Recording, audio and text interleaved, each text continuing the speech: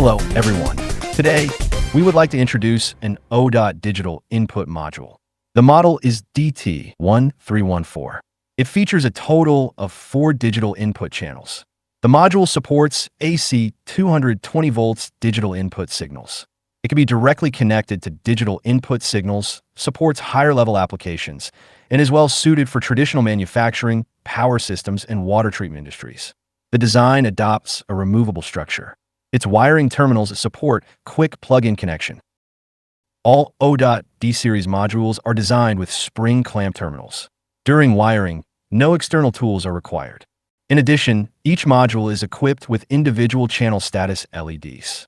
Through the fault indicators or signal status indicators, users can quickly troubleshoot on-site issues or determine whether an input signal is present. All ODOT D-series modules are equipped with dual backplane buses, enabling faster communication performance. When the adapter is fully loaded with 32 analog channels, a refresh time of 0.6 milliseconds can be achieved. The module is mounted on a 35mm standard DIN rail. With the integrated mounting clip on the top, the module can be quickly installed or removed.